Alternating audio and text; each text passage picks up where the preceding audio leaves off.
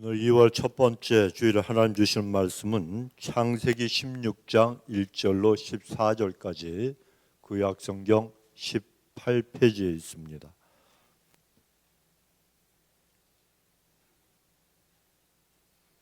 창세기 16장 1절로 14절.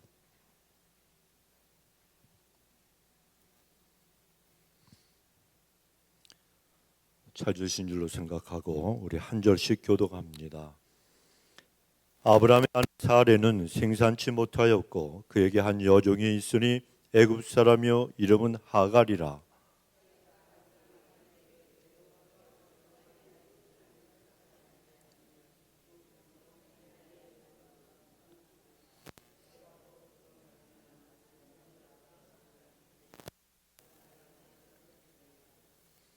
아브라함의 아내 사레가 그 여종 애굽 사람 하갈을 가져 그 남편 아브라함에게 첩으로 준 때는 아브라함이 가나안 땅에 거한 지 10년 후였더라.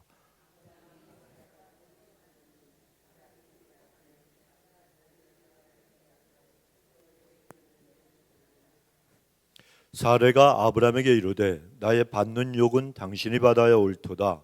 내가 나의 여종을 당신의 품에 두었거늘 그가 자기의 잉태함을 깨닫고 나를 멸시하니 당신과 나 사이에 여호와께서 판단하시기를 원하노라.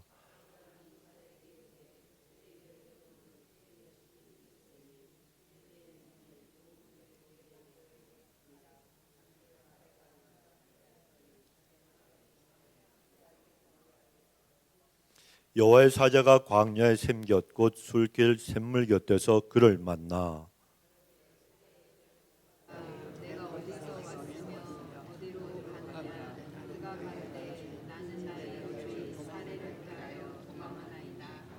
여호와의 사자가 그에게 이르되 내 여주인에게로 돌아가서 그 수하에 복종하라. 여호와의 사자가 또 그에게 이르되 내가 그의 자손으로 크게 번성하여 그 수가 많아 셀 수 없게 하리라. 여호와의 사자가 또 그에게 이르되 내가 잉태하였은즉 아들을 낳으리니 그 이름을 이스마엘이라 하라. 이는 여호와께서 내 고통을 들으셨음이니라. 그가 사람 중에 들나귀같이 되리니 그 손이 모든 사람 같이 맺히고 모든 사람의 손이 그를 채우며 그가 모든 형제의 동방에서 살리라 하니라. 하갈이 자에게 이르신 여호와의 이름을 감찰하시는 하나님이라 하셨으니 이는 내가 어떻게 여기서 나를 감찰하시는 하나님을 배웠는고 함이라. 그러므로 셈을 베알가헤로 알았으며 그것이 가데스와 바레 사이에 있어라. 아멘. 자, 우리 하나님이 어떠하신 분인가 우리 믿음으로 또 선포합시다. 믿음대로 입술의 고백대로 되는 줄로 믿습니다. 시작. 하나님은 엘샤다이 하나님, 전능하신 하나님, 문제보다 크신 하나님, 대적보다 크신 하나님, 하나님은 모든 것을 하실 수 있습니다. 아멘. LA에 큰 불이 났죠. 도저히 물도 부족하고 소방 장비, 설비도 여러 가지 마땅한 것이 없어서 많은 그런 피해를 입었는데 비가 왔어요. 그죠? 그래서 좀 불길이 많이 진압이 된 것 같은데 아프리카에서 어떤 그 부족이 몇 년 동안 비가 내리지 않아 갖고 기우제를 갖다가 올렸다고 그러지 않습니까? 비를 갖다가 내려달라고. 그런데 이 사람들은 기우제만 올리면 비가 온대요. 왜 그래요? 비가 올 때까지 기우제를 올리니까. 몇 년이고 비가 내릴 때까지 계속 한다는 거예요. 그 사람들은 우상에게 알지도 못하는 신에게 그런 일을 하지만 우리는 믿는 사람들은 하나님 앞에 기도하면 반드시 때가 되면 하나님이 이루어 주실 줄로 믿습니다. 그분을 우리는 엘로힘, 엘샤다이 하나님, 나와 함께 계시고 그리고 전능하신 하나님이라 이렇게 우리는 고백을 합니다. 그 하나님이 오늘도 우리를 축복하실 줄로 믿습니다. 자, 해가 바뀌어서 새해가 된 지 엊그제 같습니다. 그런데 벌써 2월 달 첫 번째 주일을 맞이했습니다. 이렇게 연도가 바뀌고 또 새 달을 갖다 맞이하게 되면 우리는 여러분 새로운 각오와 결단을 해야 됩니다. 그런데 더하여서 이 해가 바뀌고 새 달을 맞이했다. 이것은 우리가 나이를 하나 더 먹었다는 것을 의미하는 거예요.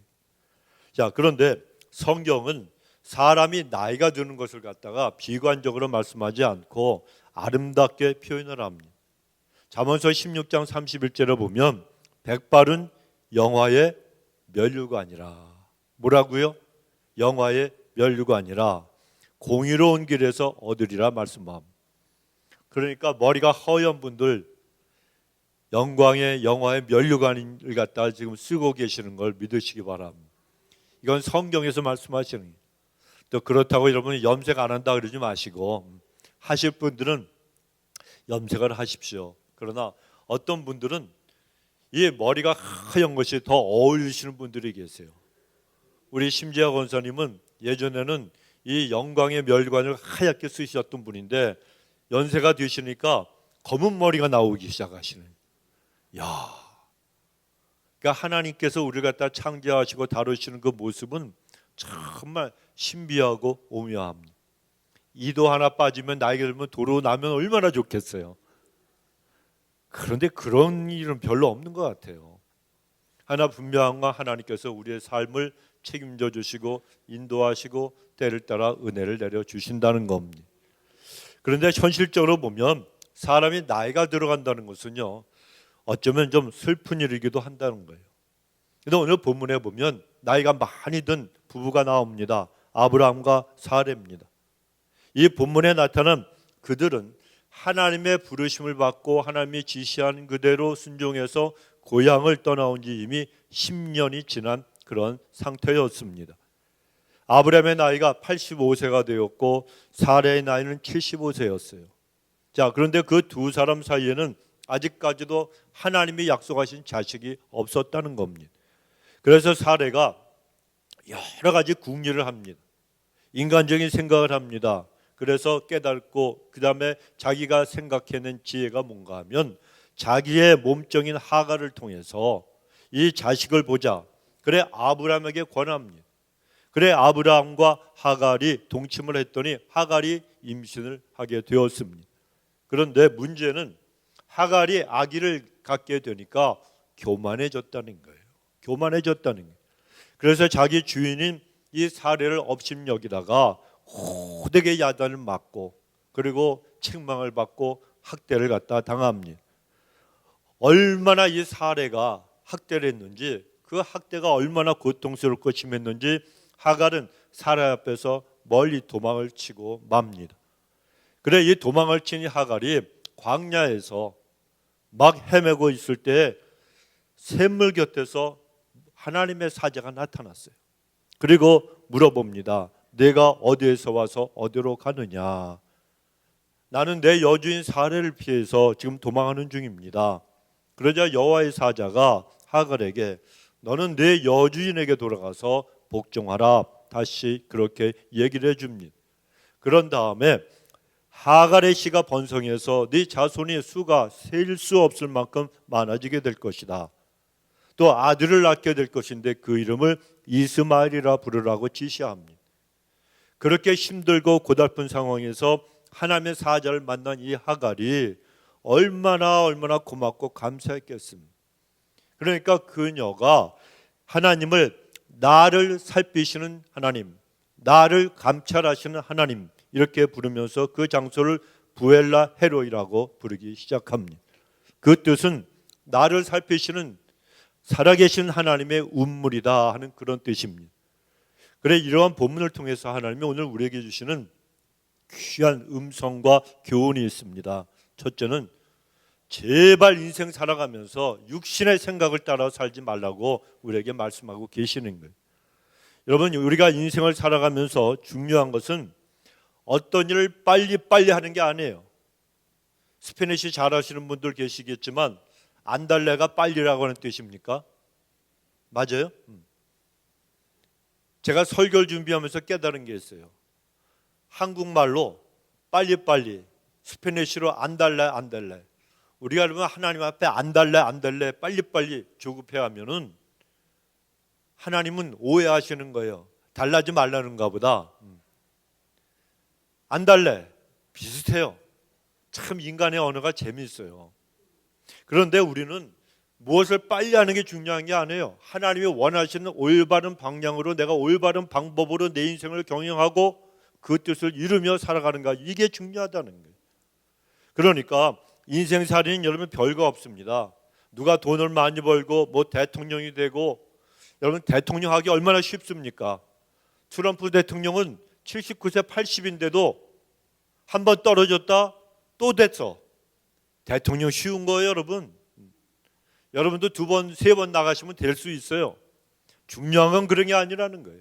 중요한 건 내 인생 한 번밖에 없는 인생인데, 내가 이 인생을 말씀대로 경영하고 하나님이 원하시는 올바른 방향으로 내가 달려가느냐, 이게 중요하다는 거예요. 그래야 하나님 앞에 인정도 받고, 우리는 여러분 정말 하나님 앞에 갔을 때 받을 것이 있지, 그렇지 않으면 아무것도 없이 빈손으로 내가 많은 걸 움켜쥐고 하나님 앞에 간 것 같은데 하나님은 아무것도 아니라는 거예요. 하나님이 인정해 주시지 않는 인생은요, 헛된 인생을 산 사람밖에 안 되고, 그런 인생은 하나님 앞에 갔을 때 부끄러운 구원밖에는 받을 것이 없다는 것입니다. 여러분, 사람들이 얼마나 빨리 달리기를 원합니까? 남보다 빨리 출세하고 빨리 성공하고 빨리 돈도 벌고 그러고 싶어 해요.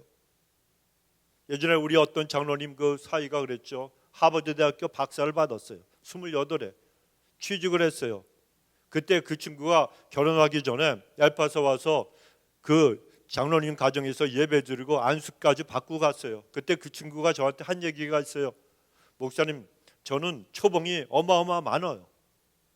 경영학 박사를 받았으니까 초봉도 높을 거 아니에요. 목사님, 저는요 빨리 100만 불 이상을, 수백만 불을 벌어가지고 40대면 은퇴하겠대. 그때 그 장로님하고 저거 뭐라 그러는 줄 압니까? 요놈아, 인생이 네 맘대로 되는지 봐라. 그때 그 아이가 28이었어요. 지금 이제 나이가 많죠. 한창 출세하고 돈을 엄청나게 그 손에서 굴리고 이걸 갖다가 투자하고 자문하고 그랬던 친구인데, 잘 나가다가 하루아침에 너 나가. 그 다음에 1년을 놀았어요. 간신히 외국은행에 또 취직을 했어요. 자기 실력, 자기 능력, 자기 박사학위, 자기 지혜 가지고 될 것 같지만 인생은 이렇게 만만하지가 않다는 거예요. 수없이 많은 암초와 그리고 수없이 많은 어려움이 우리에게 다가올 수 있어요. 중요한 건 내가 빨리 40에 내가 은퇴하고 내가 남은 인생 편하게 살겠다, 그게 중요한 게 아니라는 거예요. 진짜 중요한 건 내가 빨리 속도를 달려서 정말 빨리 출세하고 성공하는 게 아니고, 내가 내 인생 마친 그날까지 하나님의 뜻대로 올바른 방향으로 내가 가는 거냐, 이게 중요하다는 거예요. 여러분, 사람은 얼마나 많은 노력을 하고 살아갑니까? 우리는 밤낮 잠자지 않고 수고하며 애쓰며 땀 흘리며 허리띠 졸라매고 인생을 살아갑니다. 그런데 아침부터 저녁까지 일에 몰두하지만 인생의 올바른 방향을 정하지 못하고 육신의 생각으로 열심만 내며 살아가면 아무런 소용이 없다는 걸 우리는 반드시 명심을 해야 되는 거예요. 한 번밖에 없는 인생이니까. 인생은 지우개가 없어요, 여러분. 인생은 훈련과 연습이 없어요. 한번 지나가면 그만이란 말이에요. 1월 달에 여러분 수없이 많은 일들을 겪으셨을 것이고, 어려움도 있었을 것이고, 시험과 시련 속에 넘어진 것도 있었을 것이고, 하나 앞에 허물도 묻히고 죄도 지었을 거예요. 그런데 아차, 내가 1월 달 잘못 살았구나, 되돌아보면서 지우개를 가지고 다 빡빡 지우고, 그리고 또 하나님 앞에 하나님 그 연습이었습니다, 그런다고 여러분 그 흔적이 없어지겠습니까? 아니라는 거예요. 그래서 우리는 올바른 방향으로 인생을 잘 경영하며 살아가는 사람이 되어야 됩니다. 그렇지 않으면 아무리 내가 모든 것을 많은 걸 이루고 내 높은 이상을 따라서 비전을 따라서 성공했다 할지라도 허무한 인생이 되고 하나님 앞에서 잘못된 인생을 너는 살았다라고 책망만 받을 뿐이라는 겁니다. 그런데 오늘 본문의 사례가 그러한 일을 했습니다. 그는 자기 나이 75세인데도 불구하고 아직까지 하나님이 약속하신 자식이 없어요. 그래서 생각을 했던 거예요. 내가 하가를 통해서 자식을 보자. 그래서 이러한 이 사례의 행동, 여러분 이것은 하나님의 말씀에 근거한 행동이 아니었다는 거예요. 이건 자기가 자기의 육신적인 생각으로 만들어낸 그런 행동이었을 뿐입니다. 그 육신적인 생각은 사라에게 인생의 올바른 방향을 잃어버리고 빠른 것만 추구하게 만들었다는 겁니다. 이미 하나님께서는 10년 전에 아브라함을 부르시면서 세 가지 약속을 하셨습니다. 첫째는 너로 하여금 큰 민족을 이루어 주겠다. 두 번째는 내 이름을 창대케 해주겠다. 세 번째는 땅의 모든 족속이 너로 인하여 복을 받을 것이니라. 자, 그런데 여기서 첫 번째 약속, 큰 민족을 이루어 주겠다. 이 약속이 성취가 되려면 하나님은 아브라함에게 반드시 자식을 주셔야만 했습니다. 그런데 여러분, 하나님은 한 번 약속하신 건 이루시는 분이에요? 안 이루시는 분이에요? 이루시는 분이에요. 하나님이 우리에게 주신 모든 언약의 말씀은 신실한 거예요. 그래서 인간 대 하는 약속은 그냥 약속이라 부르지만 우리가 약속을 갖다 어겼어요. 그러면 그 사람에 대한 신뢰가 깨지면 그만이에요. 근데 하나님의 언약, 하나님의 약속은 언약이라고 불러요. 언약은 뭐냐? 생명을 내놓고 지켜야 되는 거란 말이에요. 하나님과의 언약은 인간끼리 하는 약속하고 다르다는 거예요. 우리의 목숨이 왔다 갔다 하는 거예요. 여러분 기억을 하세요. 하나님 앞에 서원하고 하나님 앞에 기도하고 하나님과 약속이었으면 그건 하나님과의 언약이에요. 왜? 하나님은 우리에게 언약을 맺으실 때 반드시 이루어 주시기 때문에 우리의 말을 다 들으시는 분이란 말이에요. 그렇기 때문에 여러분 인간끼리 약속하는 건 피치 못할 사정이 있으면 못 지킬 수도 있고 또 어떤 사람들은 손가락을 갖다가 굳게 그냥 이 약조를 하고 지문까지 찍고 사인까지 했어도 지키기 싫으면 안 지킨 사람들도 있잖아요. 그런데 하나님과의 언약은 그렇지가 않다는 거예요. 저 사람 약속 안 지키는 사람이야 상대하지 마. 안 만나면 그만이에요. 그런데 하나님과의 언약은 뭐가 왔다 갔다 해요? 생명이 왔다 갔다 하는 거예요. 무서운 거예요, 여러분. 근데 사람들은 사람과의 약속은 잘 지키려고 그러면서도 살아계신 하나님을 경륜히 여기기 때문에 언약을 갖다가 우습게 여겨요. 왜? 하나님의 눈에 안 보이기 때문에. 그러나 여러분 기억을 하세요. 하나님은 우리의 인생 전체를 살피시고 보고 계시고 하나님의 때가 되면은 반드시 하나님은 모든 걸 찾으시는 분이라는 거예요. 하나님을 경외하고 경배하는 사람은 하나님의 약속을 반드시 기억을 하고 나에게 하신 그 모든 언약도 이루어진다는 걸 믿고 우리는 신앙생활을 할 수가 있다는 거예요.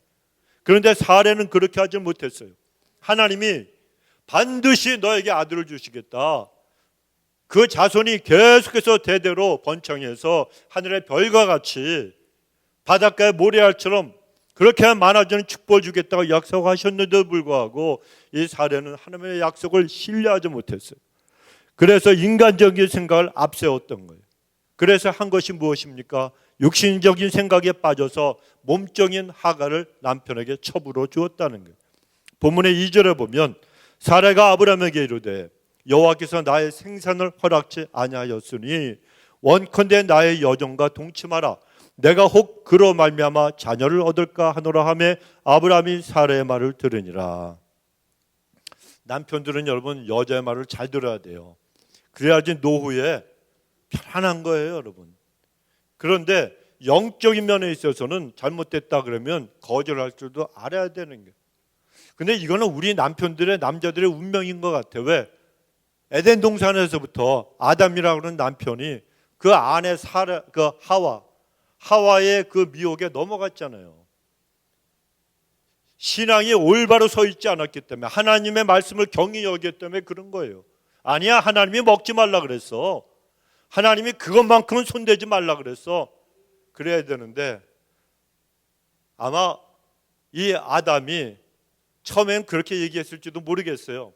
그런데 가만히 보니까 하와가 자기 혼자 그러니까 아마 별의별 아양을 다 떨고 애교를 부리고 자기야 뭐 하니 달링 그러면서 그냥 아주 옆에서 웃으면서 애교를 부리니까 아마 남편이 거기에 홀랑 넘어간지도 모르겠어요.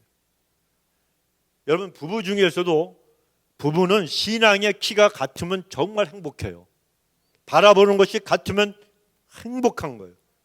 그래서 결혼하지 않은 우리 자녀손들 여러분 위해서 기도해야 돼요. 인간은 좋은 만남이 있어야 돼요. 하나님과의 만남, 주님과의 만남은 반드시 있어야 되고, 그 다음에 좋은 스승을 만나야 되고, 좋은 그 선생님을 만나야 되고, 좋은 목사님과 주의 종들을 만나야 되고, 내 영적인 멘토를 만나야 되고, 좋은 친구, 좋은 교수들을 만나야 되는 거예요. 그러면 그 사람의 인생은요 활짝 필 수밖에 없어요. 특별히 자녀손들 예수님을 잘 믿는 배우자들을 얻을 수 있도록 여러분 기도하시기 바랍니다. 우리에게 자녀를 주신 분도 하나님이에요.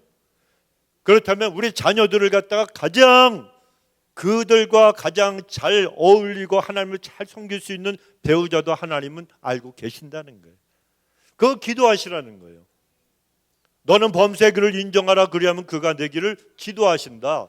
이거 모든 우리 삶에 있어서 모든 것들이 다 거기에 해당이 되는 말씀이라는 거예요. 사업을 경영할 때도, 그리고 아이들을 결혼시킬 때도 모든 걸 하나님 앞에 여쭈고 하세요, 여러분.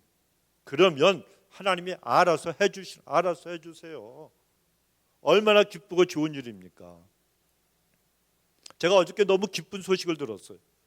우리 전영태 장로님의 손주 임사무엘이 좋은 의과대학에 합격을 한 거예요. 할렐루야. 요즘은 여러분 의대 들어가기가 하늘의 별 따기요. 몇천 대 1이에요. 공부를 너무 잘해가지고 맨날 1등만 하던 아이들도요. 제가 아는 아이들은 3년씩 꿇고 어떤 애는 우리 조카 아이는 5년을 꿇었어. 5년을. 그리고 의과대학을 들어갔어요. 미국은 4년 대학 졸업하고 의대를 또 4년을 공부해야 돼요. 한국은 바로 고등학교 때 의대를 들어가면 6년이잖아요. 예과, 의예과, 그리고 본과 있어가지고 2년, 4년에서 6년 공부하는데 미국은 대학원이죠. 4년을 또 다녀야 돼요. 그런데 하나님이 길을 여시면 막을 자가 없는 거예요, 여러분. 하나님 앞에 심으면 다 거두게 돼 있다니까요. 그냥 되는 게 돈 갖고 되는 게 아니에요. 우리의 자녀들이 좋은 사람을 만나고 영적인 멘토를 만나고 하나님 앞에 정말 귀하게 쓰임받는 그런 인재가 되어야 되지 않겠습니까? 돈만 많이 번다고 여러분 잘 되는 게 아니에요. 마음속에 하나님이 없고 감사함이 없으면 그 인생은 헛된 거예요, 여러분. 하나님 앞에서 우리는 내가 서 있는 자리, 내가 정말 하나님께서 세우신 그 자리에서 하나님만 우선으로 하나님을 섬기고 살아가는 자를 하나님이 크게 축복하신 줄로 믿습니다. 그래 여러분, 우리는 육신적인 생각이 아니라 영적인 생각, 성령의 소욕을 쫓아서 하나님이 나에게 주시는 가르치시는 방향을 따라 살아갈 수 있는 믿음의 사람들이 반드시 되어야 된다는 거예요. 그런데 보십시오, 여러분. 하갈이 아기를 가졌어요. 그런데 이 아브라함의 자식을 가졌지만 이 하갈이 갑자기 교만해졌습니다. 그러니까 아브라함과 사레가 인간적인 생각, 육신적인 생각과 행동을 했더니 그 결과 가정에 큰 문제가 생겼다는 거예요. 교만해진 하갈이 여주인 사레를 멸시하기 시작을 했다는 겁니다. 그리고 마음에 상처를 받은 이 사레가 분노합니다. 화가 나서 자기 남편 아브라함에게 따지지 않습니까? 본문의 5절에 보면 나의 받는 이 치욕은 당신이 받아야 옳도다. 내가 나의 여정을 당신의 품에 두었거늘 그가 자기의 잉태함을 깨닫고 나를 멸시하니 당신과 나 사이에 여호와께서 판단하시기를 원하노라. 이렇게 따집니다.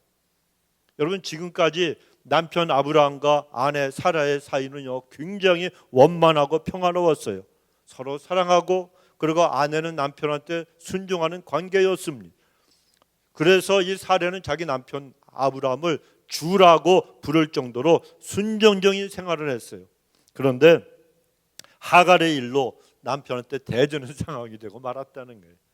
여러분 생각해 보십시오. 여기에 본문에 보면 나를 멸시하니 당신과 나 사이에 여호와께서 판단하시기를 원하노라. 아주 점잖게 썼지만 이게 어떤 일이 벌어졌는 거 우리가 눈앞에 화나지 않습니까? 물론 부부싸움 한 번도 안 해보신 분들은 모르실 거예요. 이게 점잖게 기록을 해서 그렇지 당신 일로 와봐. 그래가지고 그냥 아브라함이 들어오니까 그냥 한번 소리를 꽥 지르니까 아니 안 그러던 여자가 왜 그래 그러면서 아브라함도 목소리가 커졌을지 몰라요. 그리고 심지어는 어떤 이 못된 남편처럼 아유 이걸 이래다가 그래 때려봐 그러다가 진짜 때릴 수도 있고 그러면 또 이 사례도 한성질을 하는 사람인데 가만히 있겠습니까? 너 죽고 나 죽자 그래가지고 그냥 머리끄댕이 잡고 뭐 별짓을 다 했을지도 모른다는 거예요. 내가 그때 안 물어봤지만 그런 일들이 있을 수도 있다는 거예요. 그러니까 가정생활이 완전히 깨어져 버린 거예요. 누구 때문에? 사례가 육신적인 생각을 앞세우고 자기 남편을 갖다가 권유해서 하갈을 갖다가 자기의 여종을 첩으로 주어서 그녀가 잉태를 했기 때문에 그렇다는 것입니다. 자, 그러니까 그전에는 이 가정이 천국과 같았는데 이제는 모든 평화가 깨어지고 말았습니다. 결국 하갈이 사례를 피해서 도망치는 상황으로까지 발전하지 않습니까? 그런데 이들의 육신적인 그러한 행동의 결과가 여기서 끝난 것이 아니잖아요. 하갈을 통해서 낳은 아들이 이스마엘입니다. 이스마엘은 스라린 역사의 불씨가 되는 자가 되고 맙니다. 그로부터 14년 후에 사레가 드디어 약속의 아들인 이삭을 갖다가 낳게 되는데 이 두 이삭과 이스마엘은 아버지는 같지만 어머니가 다른 이복 형제예요. 이들이 자라면서 나이가 13년, 14년이나 위인 형인 이 이스마엘이 동생 어린 이삭을 자주 구박을 합니다. 그러니까 이걸 지켜보던 그 엄마인 사라가 결국에는 하갈과 이스마엘 모자를 광야로 내쫓아버리고 맙니다. 내쫓아버리는 말이에요. 이때 아브라함의 마음이 얼마나 아팠겠습니까? 이스마엘도 자기 자식이잖아요. 자기 아들이에요. 그런데 이미 사라한테 완전히 잡혀버렸어. 우리 집안에 먼지 천칙되는 분이요, 부부싸움을 했는데 결혼하고 얼마 있지 않아가지고 여자한테 꽉 잡혔어. 왜?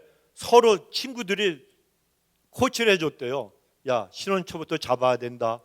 그랬더니 이 남편이 못된 말을 들어가지고 큰 소리를 치고 집에서 무슨 일이 있어서 싸우는데 내가 초장부터 잡히면 안 된다 그러면서 뭐 하나 집어 던졌대요. 그러면은 웬만하면 여자들이 무서워서 가만히 있을 줄 알았더니 그 여자분은 있는 거 다 집어 던지더래. 화장대에 있는 그 병 뭐 있잖아요. 이렇게 로션병 뭐 이런 거 화장대에다 던져 다 깨버렸대요. 그 다음부터 그 사람은요 돌아가실 때까지 꽉 잡혔어요. 꼼짝을 못해 처음부터. 그런데 사례는 그때부터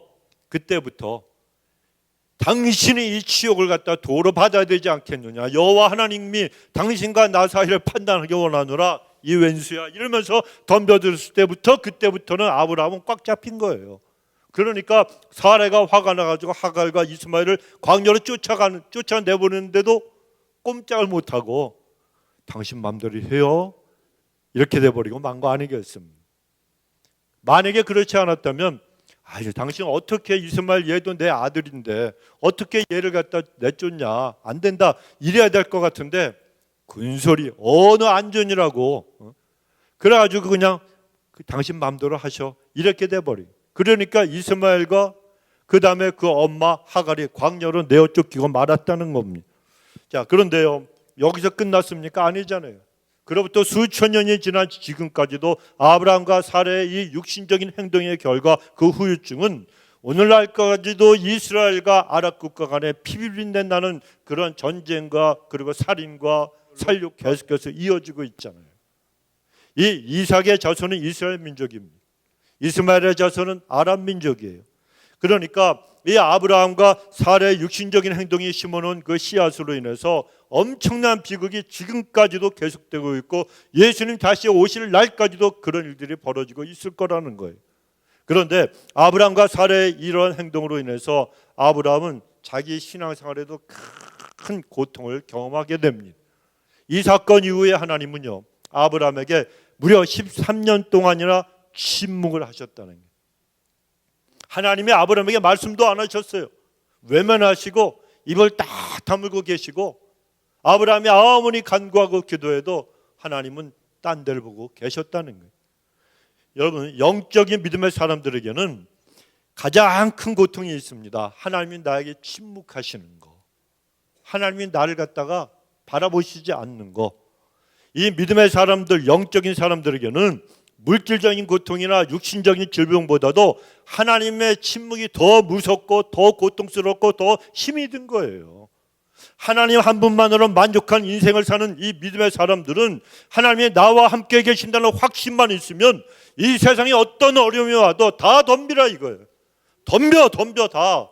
하나님이 나와 함께 계시고 엘샤다이 하나님이 전능하신 하나님이 나와 함께 계시니까 나는 두려울 것이 없다는 거예요. 왜? 주를 위해 살다가 주를 위해 죽으면 순교하는 거고 어디 갑니까? 천국 가는 거예요. 여러분 다 가요. 여러분 오해하지 마세요. 나이 든 사람만 가는 게 아니에요. 다 가는 거예요. 항공기도 계속 떨어지잖아요. 비행기 오래 타실 분들 기억하세요. 아니 웬 비행기들이. 그리고 어제는 이스트를 갔다 오는데 깜짝 놀랐어요. 차가 뒤집어져 있는 거예요. 그냥 길에서 리츠르비노 이쪽으로 길에서 차가 뒤집어져 있고 이쪽 보니까 차가 반파가 돼 있어요. 서로 그냥 부딪힌 거예요. 부딪힌 거.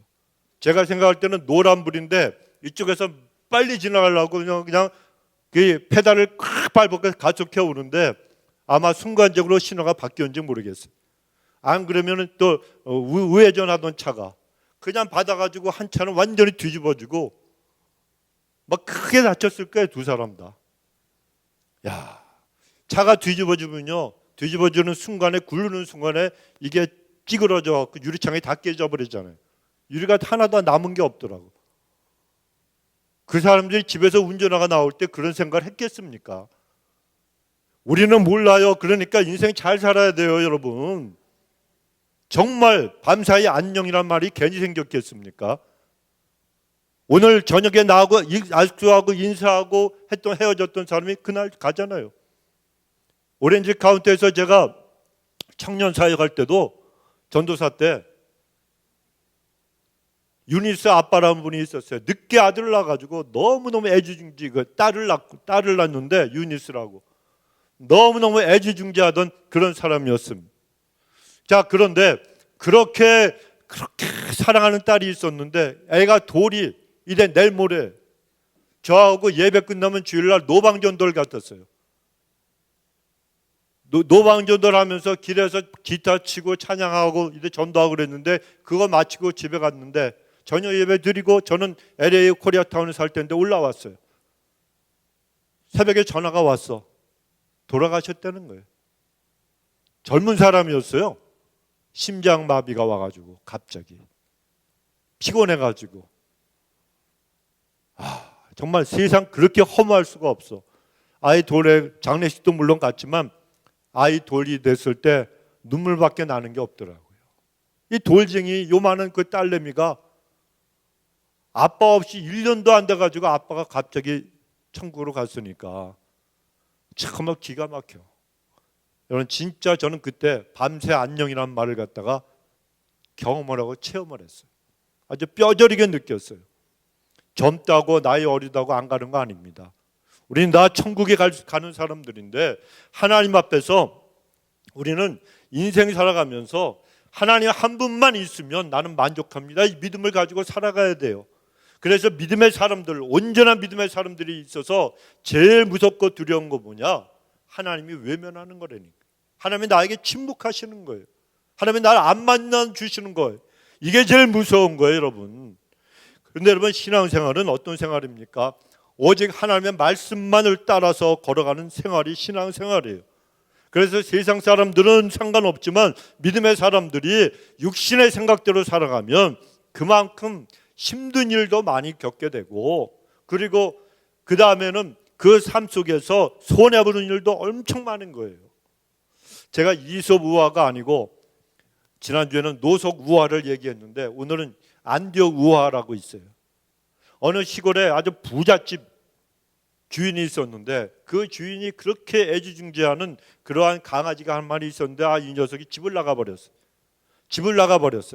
그러니까 그 집에는 돈이 많아서 가마꾼들이 4명이 있었어요. 그런데 그 가마꾼들에게 집을 나간 강아지 좀 찾아오라 그랬대요. 그랬더니 가마꾼들이 아니 주인님, 우리는 가마 매는 일을 하는 사람들이지 강아지나 찾는 그런 일을 하는 사람들이 아닙니다. 그랬다는 겁니다. 그랬더니 주인이 그래? 그러면 개는 내가 찾을 테니까 니네들은 가마를 매라. 그래가지고 이 가마를 가마꾼들이 메고 그 위에 누가 타요? 주인이 타요. 하루 종일 산으로 둘러다녔는데 못 찾았어요. 가마꾼들이 얼마나 다리가 아프겠습니까? 그 다음날 아침이 되니까 얘들아 또 나가자. 나 강아지 찾으러 가야 되겠다. 또 나갔어요. 나갔는데 못 찾았어요. 헛수고만 한 거예요. 3일째 되는 날 또 나갔다 오더니 완전히 가마꾼들이 기진맥진해 몸살이 다 났어요. 그 다음에 또 나가려고 그랬더니 그때 와갖고 싹싹 빌면서 하는 얘기가 주인님, 강아지는 우리가 찾을 테니까 주인님은 그냥 안방에 가만히 계시기 바랍니다. 진작 주인이 그렇게 얘기했을 때 자기들이 찾으러 나가면 얼마나 좋아요. 똑같다는 거예요, 여러분. 우리가 하나님께서 우리에게 말씀하실 때 우리는 여러분 헛수고하면 안 돼요. 앞날에 우리는 방향을 잃어버리고 육신적인 생각으로 내 생각, 내 지혜, 내 능력, 내 경험 의지하며 내 인생, 내 마음대로 경영하며 살아가면 앞에 있는 것은요 힘들고 어려울 뿐이에요. 지금 내 생각으로 볼 때는 앞에 시온의 자리가 활짝 열려 있는 것 같지만, 그리고 하나님이 인도하시는 그 길은 가시덤불 같지만 그렇지가 않아요. 그 길이 넓은 것 같은데 가다 보면 낭떠러지예요, 여러분. 인생이 그냥 곤두박질하는 겁니다. 앞에 가시덤불이 있는 것 같은데 그 길로 가다 보면 하나님께서 기가 막힌 그것을 통과할 수 있도록 만들어 주시고 우리를 번쩍 안아주신다니까. 제 후배 중에 차승욱 목사라고 있어요. 그분의 얘기를 한번 드린 적이 있어요. 어렸을 때 그 골목길에서 치기 장난하고 숨바꼭질 하다가 술래가 잡으러 오니까 막 골목을 벗어나는데 갑자기 조금 큰 길로 나왔는데 택시가 확 오는. 그런데 그 차승원 목사가 그 어린 아이를 갖다가 누군가 번쩍 들더라는 거 아니에요. 그러니까 중국 영화에서 보면 무술 영화에서 붕 뜨면 이런 건 그냥 올라가잖아요. 그런 식으로 누군가 자기를 들어서 올라가고 택시는 밑으로 지나갔다는 거예요. 그래서 자기가 내려왔는데 아무도 없더라는 거예요. 아무도 없더라는 거예요. 기가 막힌 결정적인 그런 그 위험한 순간에 그 사람을 주의 종 만들려고 하나님이 살리신 거예요. 기적은 지금도 일어나는 거예요, 여러분. 차승원 목사라고 굉장히 스마트하고 똑똑한 친구 하나가 있어요. 그 사람이 그런 간증을 하더라고요. 여러분, 하나님은 사람을 통해서 우리를 건져주시기도 하지만 때로는 아무도 없을 때는 하나님이 기적 같은 역사로 불러주시는, 이 광야에서 쫓겨났던 하갈에게 하나님의 천사가 나타났잖아요. 샘물에 물을 주고, 이건 하나님만이 하실 수 있는 거예요. 그러니 우리의 광야길에서도 우리는 여러분 하나님의 주신 생각대로 그 영의 생각을 따라서 살아가야지 육신의 생각을 따라 살아가면 절대로 안 된다는 이야기입니다. 육신의 생각은 성경은 말씀하십니다. 사망이라고 그랬어요. 하나님과 원수되는 것이라고 말씀합니다. 우리는 육신의 생각을 따라가면 절대로 하나님을 기쁘게 드릴 수가 없습니다. 그러므로 영의 생각을 따라가면서 말씀대로 여러분 한 번밖에 없는 인생을, 이제 얼마 남지 않은 여러분의 인생을 잘 경영하는 분들 되시길 주 이름으로 축원합니다. 두 번째는 하나님의 약속을 받았으면 조급해하지 말고 인내하라고 말씀하시는 거예요. 하나님이 아브라함을 부르시고 창세기 12장에서 내가 너로 큰 민족을 이루고 내게 복을 주어 내 이름을 창대케 하리니 너는 복의 근원이 될지라 약속하셨습니다. 그 말씀을 주신 지 10년이 지났어요. 근데 아직도 하나님 약속이 이루어지지 않고 있었더라는 겁니다. 하지만 이렇게 이루어지지 않아도 뭔가 눈에 보이는 징조, 어떤 증거라도 있으면 좋을 텐데 아무것도 보이질 않았잖아요. 그래서 사례가 하갈을 통해서 자식을 좀 보려고 했던 것입니다. 사실 여러분, 인간적인 생각으로는 하나님이 약속을 받고 사례라고 하는 이 여인이 10년을 기다렸으면 참 오래 잘 기다린 것 같지 않습니까? 그런데요, 하나님이 원하시는 것은 그 정도의 기다림, 그 정도의 인내가 아니었다는 거예요. 여러분, 기다림과 인내라고 하는 것은 내가 갖고 있는 믿음의 다른 표현이기도 합니다. 예수님을 믿고 하나님을 끝까지 신뢰하는 사람은 기다릴 줄 알고 인내할 줄 압니다. 그런데 사례는 하나님을 온전히 신뢰하지 못하고 믿지를 못했어요. 그는 먼저 인간적인 생각으로 아브라함, 자기의 남편의 나이와 자기 자신의 나이를 생각했습니다. 그리고 생각한 것이 이제는 다 틀렸다. 이 나이에 무슨 내가 자식을 보겠느냐.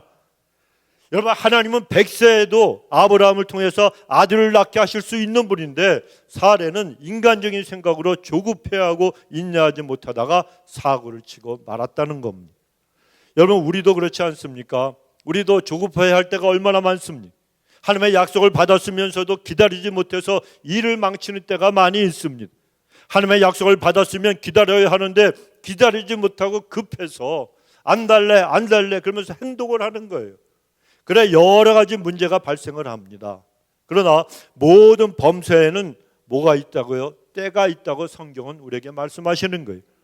하나님의 정하신 그때는 우리가 조급해한다고 앞당겨지는 게 아니에요. 마치 열매를 갖다 기다리는 것과 똑같습니다. 가을에 추수할 그런 열매는 봄부터 내가 안달한다고 딸 수 있는 게 아니지 않습니까? 우리는 기다려야 되는 거예요. 그러면 때가 되면 열매를 따게 됩니다. 그런데 아브라함에 비해서 그 아들 이삭은 자기 아버지와는 달리 인내심이 굉장히 강한 사람이었습니다. 그 아들 이삭은 40세에 결혼을 해서 20년 동안 자식이 없었어요. 그래도 아버지처럼 편법을 쓰지 않고 늘 기다리면서 하나님 앞에 기도하고 또 기다렸습니다. 그랬더니 하나님이 한꺼번에 꽃배기를 주셨잖아요. 두 아들 주셨습니다. 여러분, 쌍둥이를 주신 거예요. 그게 누굽니까? 에서와 야곱이잖아요. 또 그 이삭의 시대에도 아버지 아브라함의 때처럼 흉년이 들었었습니다.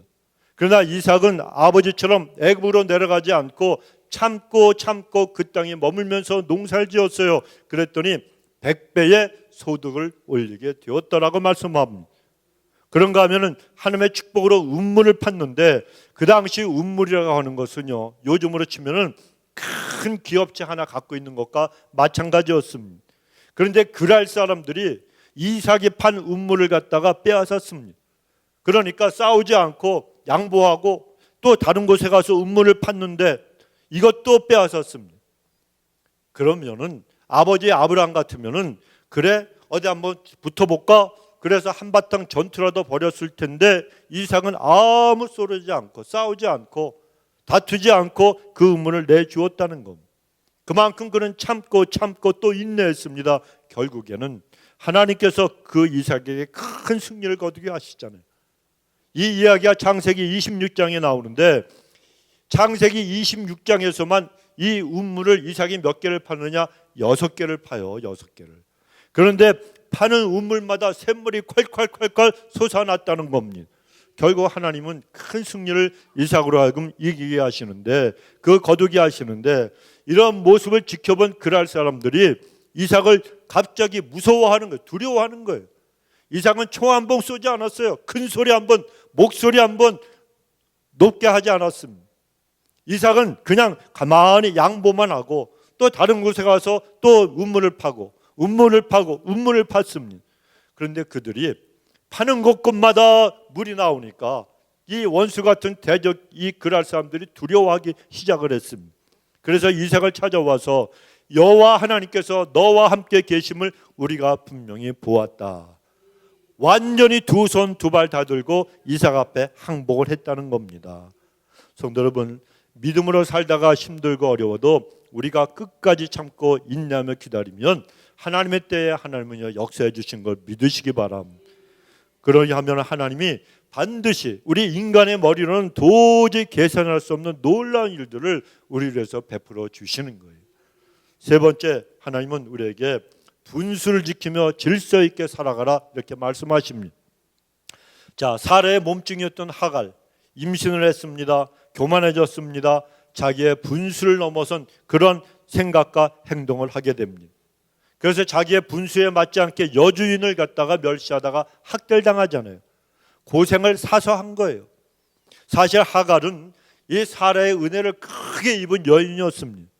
사라는 하갈을 단순히 아기만 낳도록 하지 않고 아브라함에게 정식 와이프로 주었어요. 본문의 3절을 보면 하갈을 아브라함에게 첩으로 주었다 말씀하잖아요. 그런데 여기에 첩이라고는 원래 뜻은 와이프다, 부인이다, 한국말로 아내다 그런 뜻입니다. 그러니까 당시에는 일부 다처제를 인정하던 그런 시대였습니다. 그런 고대 시대의 첩이라고 하는 존재는 그 부인의 지위와 신분을 가진 여인을 의미했습니다. 그러니까 사라의 은혜로 하갈의 신분은 여종에서 갑자기 첩으로 바뀌어진 거예요. 그 당시에 이 종은 목숨까지도 주인이 마음대로 할 수 있었습니다. 종은 물건이나 다름이 없었어요. 그런데 이제는 학대를 받지 않으면서 인간답게 살 수 있는 그런 지위를 갖게 된 겁니다. 누구 덕에 그랬습니까? 하갈의 신분이 종에서 첩으로 왜 바뀌었습니까? 하갈이 능력이 있고 착해서 그랬습니까?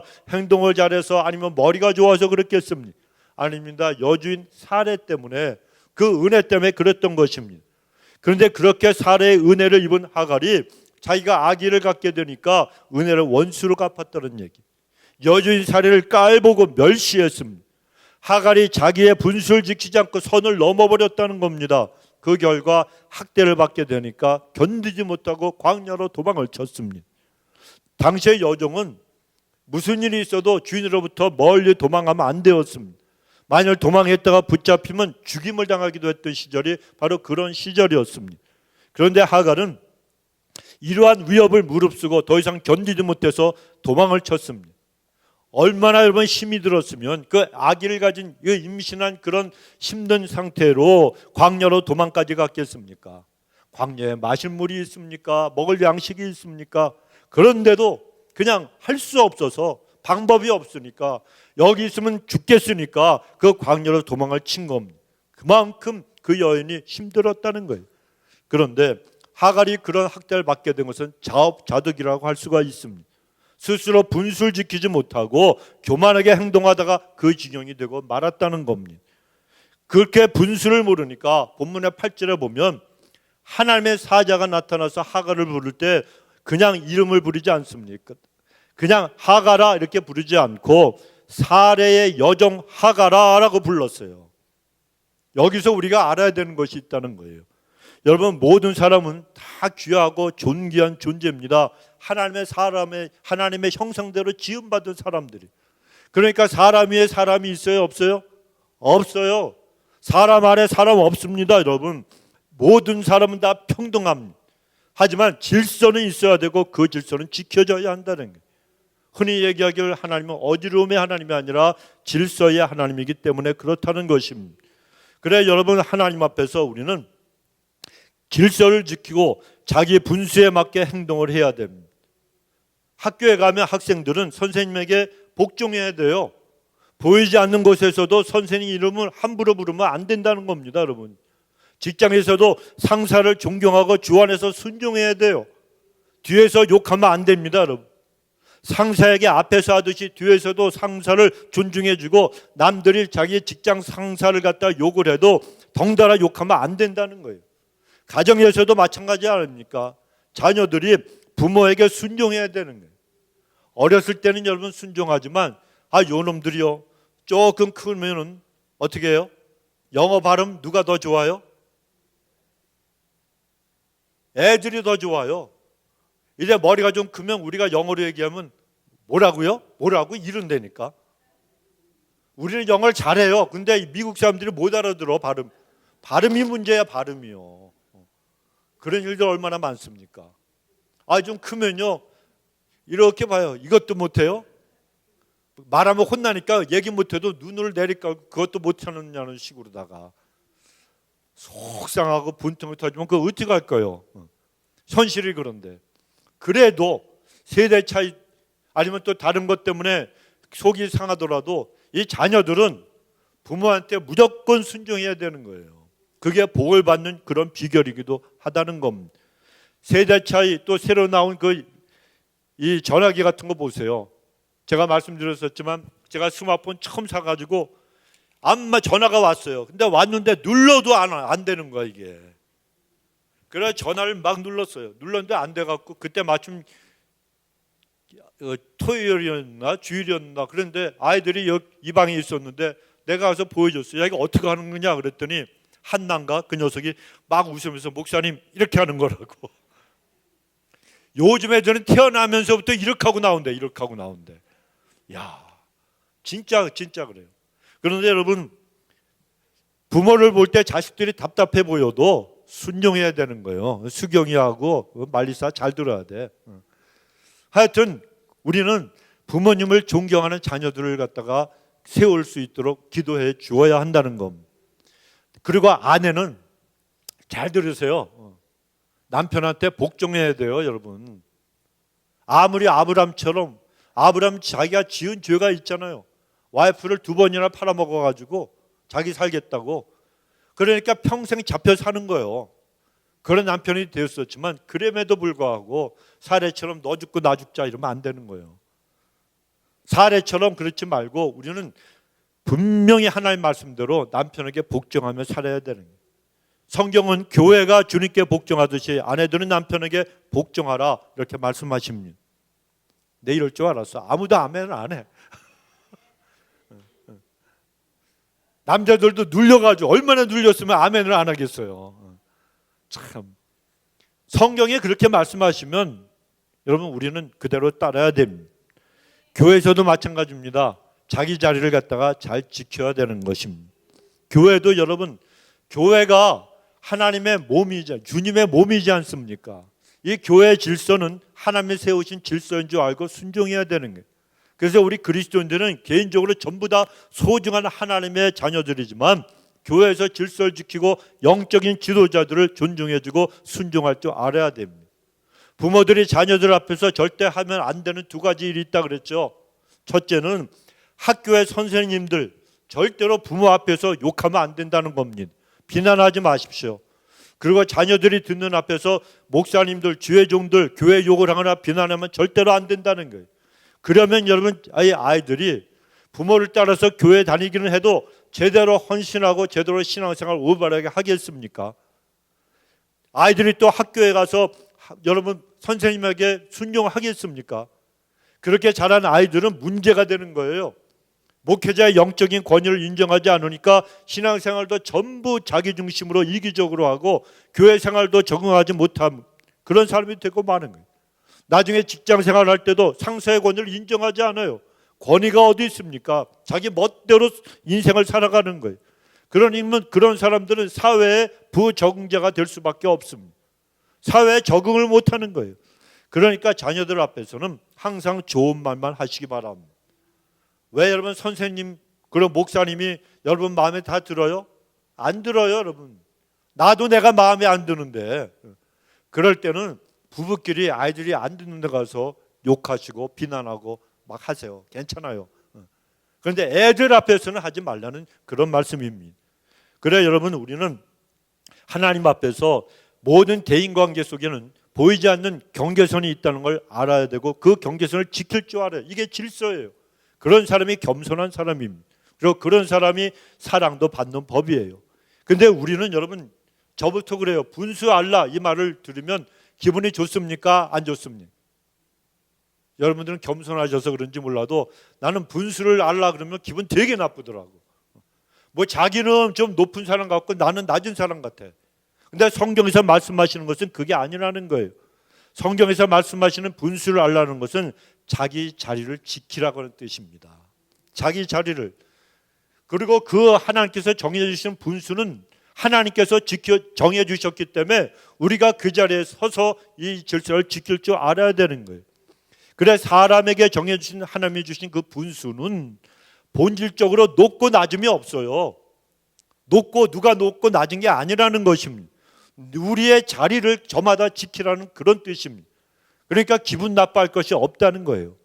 저도 이 성경의 이 용어를 이 분수라고 하는 말 대신에 다른 말로 좀 번역을 했으면 좋겠다는 생각을 수없이 많이 합니다. 이 번역 때문에 이 문제가 생기는 거예요. 그런데 미국의 어느 부흥사가 하나님 앞에 기도를 했어요. 하나님, 저에게도 아브라함과 같은 믿음을 주셔서 저로 하여금 미국의 아브라함이 되게 하여 주옵소서. 금식하며 소리 지르며 부르짖으며 기도를 했습니다. 그러니까 하나님이 응답하셨어요. 너 아브라함처럼 되고 싶냐? 네, 그렇죠. 그러면 너는 아브라함처럼 너의 아들을 나에게 바칠 수 있겠느냐? 못하죠. 아니 하나님 어떻게 그럴 수 있습니까? 저는 아들을 번제로 드릴 수 없습니다. 그랬더니 하나님께서 그러니까 너는 아브라함처럼 될 수가 없단다. 그러니까 이 부흥사가 얼마나 섭섭하고 안타까운지 다시 부르짖었어요. 따졌어요. 하나님 그렇다면 나로 하여금 무엇을 누구처럼 되라고 하는 것입니까? 라고 이렇게 이 하나님 앞에 부르짖고 막 따지기 시작을 했습니다. 그때 하나님의 음성이 들려오기를 너는 너처럼 되라. 아브라함도 아니고 모세도 아니고 너는 너처럼 되라. 누구처럼 사는 것이 아니고 내가 너를 세운 그 너의 자리에서 너 자신으로 살아가라. 이렇게 말씀을 하셨다는 거예요. 성도 여러분, 우리 몸에 붙어있는 눈, 코, 귀, 손, 발 어느 것 하나 중요하지 않은 게 없잖아요. 뭐가 높고 뭐가 낮습니까? 다 똑같아요. 이 지체는 다 똑같습니다. 그런데 그것만이 아니고 우리에게 주신 달란트가 있잖아요. 여러분 그 5달란트, 2달란트, 1달란트 받은 사람 기억을 하시잖아요. 이 달란트 많이 받았던 그 사람이 큰 사람이고 높은 사람입니까? 아니에요.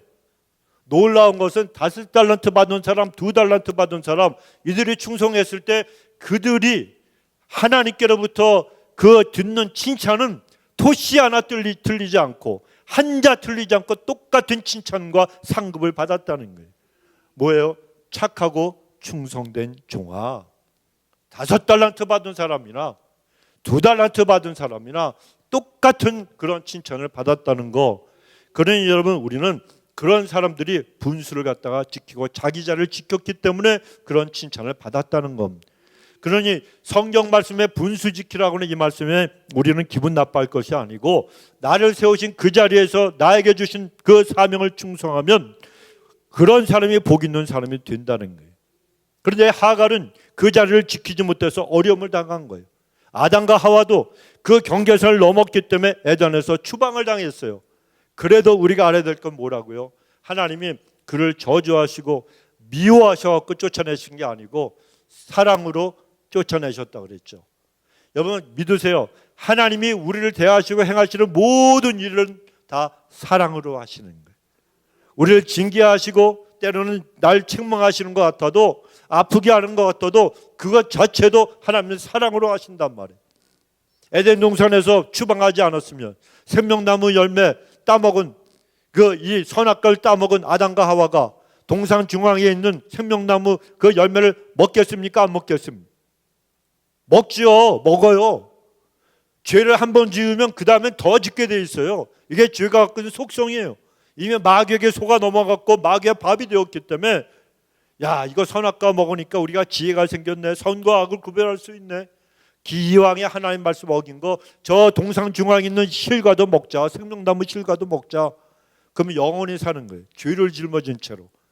하나님이 그걸 하지 못하게 그룹들을 보내서 다 지키게 하시고 에덴에서 추방하신 이유는 죄를 묻히고 죄된 몸으로 살다가 영원히 살지 말고 여기서 나가서 그냥 육신 하나님이 정하신 그 육신 이 몸 껍데기를 갖다 입고 살다가 하나님의 정하신 수완이 되면 죽어서 그 영혼은 하나님께로 돌아오고 그리고 때가 될 때 하나님께서 모든 걸 새롭게 하신 그때에 새로운 부활체로다가 다시 영생의 몸을 입으라고 하나님이 그렇게 사랑으로 에덴 동산에서 아담과 하와를 쫓아내신 거예요. 미워서 너를 내 호적에서 파버리겠다 아니라는 겁니다. 우린 이 하나님이 사랑이시라는 걸 이런 면에서 또 깨닫고 알아야 되고 간직을 해야 되는 거예요. 그러면 여러분 언제나 하나님 앞에서 질서를 따라서 교회나 직장이나 가정에서나 맡은 일에 충성하시는 분들 다 되시기 바랍니다. 오늘 우리는 이 하갈을 통해서 한 가지 더 배워야 될 게 있습니다. 상처투성이, 허물투성이, 부족한 것 투성인 사람들도 하나님은 사랑으로 살펴주신다는 거예요. 얼마나 감사합니까? 광야로 나간 이 하갈, 임신한 몸으로 뜨겁게 내리쬐는 그 태양 아래서 헤매다가 지쳤잖아요.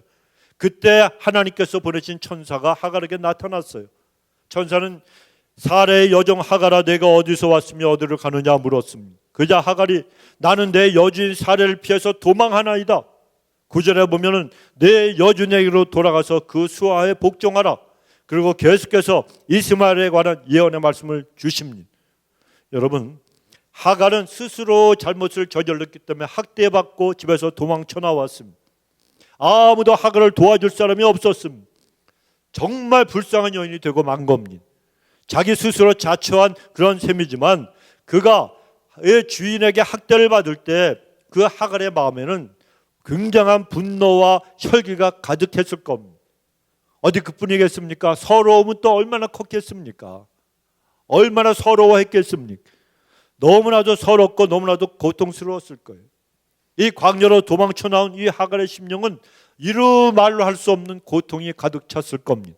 그런데 그런 상황에서 하나님의 사자를 보내서 찾아와 주신 거예요.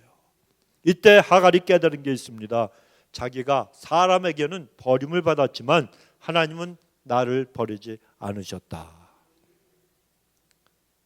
여러분, 하나님은 절대로 우리를 버리지 않으세요. 제가 잊지 못할 간증이 몇 번이나 말씀드렸잖아요. 제가 연단 받을 때 청혼의 꿈을 가지고 27살 때 공부하러 미국에 왔을 때 갑자기 나를 그 다음 날 주의종으로 부르셔갖고 내가 이 세컨 콜링인데 이거 내가 하나님 앞에 순종하지 않으면 하나님이 날 죽이실 것 같아. 그래서 그냥 그때 순종을 했어요. 순종하면 길이 열려야 되는데 안 열려. 있는 길도 다 막아버리셨어요. 오직 하늘만 열어놓으셨어요. 진짜 그지처럼 살았어요.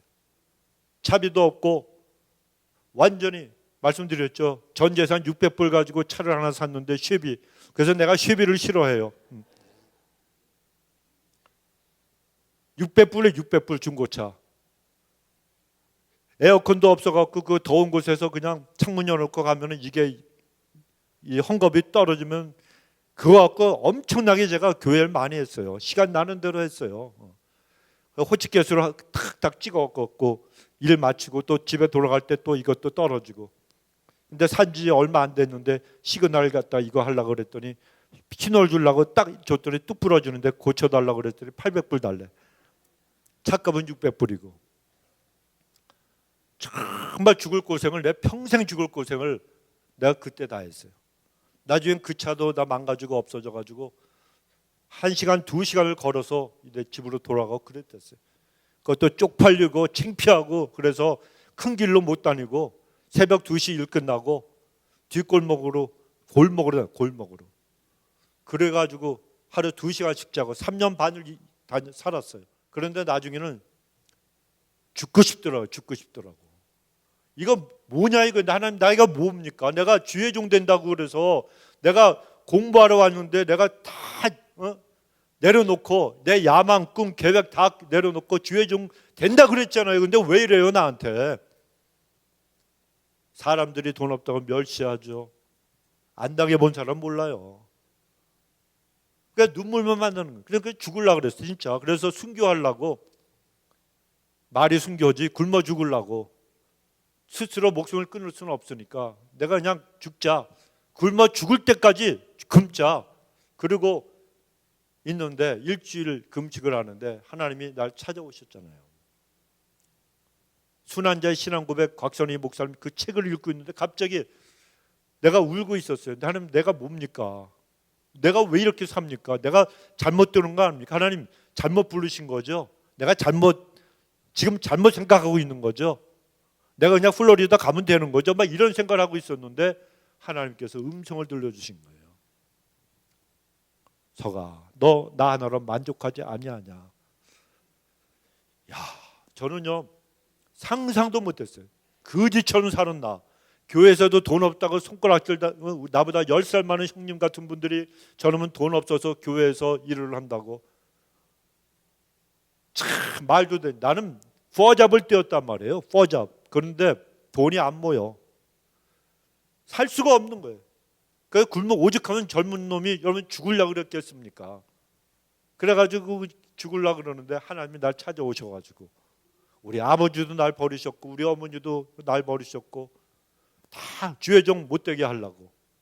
그런데 그냥 하나님이 날 찾아오셔갖고 너 나 하나로 만족하지 아니하냐 그러는데 저는 그때 세상에 태어나서 제일 많이 울었어요.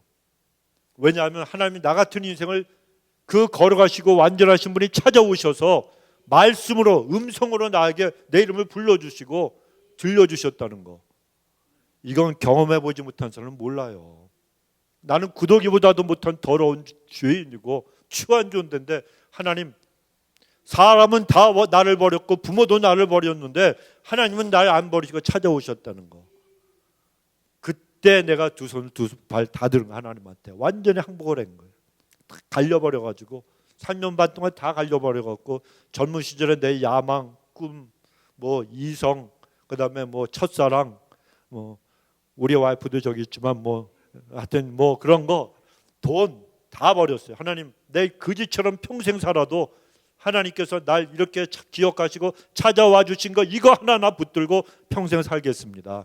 내가 하나님 앞에 충성하고 살겠습니다. 내가 그렇게 고백을 하고 들었더니 그때부터 하나님이 날 올려주셨어요. 그렇게 날 멸시하던 그 형님 같은 그런 분들이 날 또 이렇게 존경해주고 위해주고요. 여러분, 원수가 있잖아요.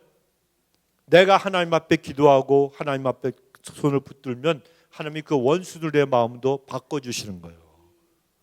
그래가지고 여러분, 제가 나중에 결혼까지 하고 목사까지 됐잖아요. 여러분, 하나님이 사람이 우리를 버려도요, 사람이 절대로 안 버리시는 거 믿으시기 바랍니다. 저처럼 이런 경험을 갖다가 안 하면 나는 죽을 수밖에 없는 존재니까, 저놈이 죽겠으니까, 스스로 굶어 죽을 것 같으니까 하나님이 찾아오셔서 너 죽지 말라고 하나님이 그렇게 불러주신 거예요. 이건 다 똑같아요. 저만이 아니고 여러분도 다 똑같아요. 하나님은 우리를 살펴보고 계시는 분이라는 거예요. 한순간도 하나님은 우리에게서 눈을 떼지 않으신 분이란 말이에요. 그러니 우리는 하나님만 바라보고 하나님 사랑합니다, 감사합니다, 이 고백밖에는 사실은 올릴 게 없다는 거예요. 그래 여러분, 시편 139편 1절 이하에 보면 여호와여 주께서 나를 살펴보셨으므로 나를 아시나이다. 주께서 내가 앉고 일어서는 걸 아시고 멀리서도 나의 생각을 밝히 아시오며 나의 모든 길과 내가 눕는 것을 살펴보셨으므로 나의 모든 행위를 익히 아시오니 여호와여 내 혀의 말을 알지 못하시는 것이 하나도 없으시니이다. 주께서 나의 앞뒤를 둘러싸시고 나에게 안수하셨나이다. 이렇게 고백을 합니다. 이 고백한 시편 기자처럼 우리도 하나님이 나를 살펴보고 계신다는 믿음으로 담대하게 살아가야 될 줄로 믿습니다. 그러면 여러분, 육신적인 생각을 따라 살지 마시고 하나님의 약속을 받으셨으면 반드시 이루어지니까 인내하시고 그 약속의 성취를 기다리시기 바랍니다. 그리고 믿음의 분량대로 자기 자리를 지키면서 질서를 지키면서 신앙생활 하시고, 그리고 하나님이 우리의 형편과 사정을 다 아시니 하나님께서 모든 걸 살펴보고 계시니 모든 걸 하나님 앞에 맡기고 정말 믿음으로 날마다 승리하셔서 이 세 달 2월 달에는 오직 주의 말씀 그리고 성령의 소육을 따라 생활하심으로 더욱더 하나님을 의지하시고, 환경이 뭐라 그러고 사람들이 뭐라 그래도 여러분 하나님만을 신뢰하고, 그러므로 인해 여러분에게 주신 모든 약속의 말씀들이 다 삶 속에 이루어지게 되시길 주 이름으로 축원합니다. 우리 기도하십시다. 아버지 하나님, 고맙고 감사합니다.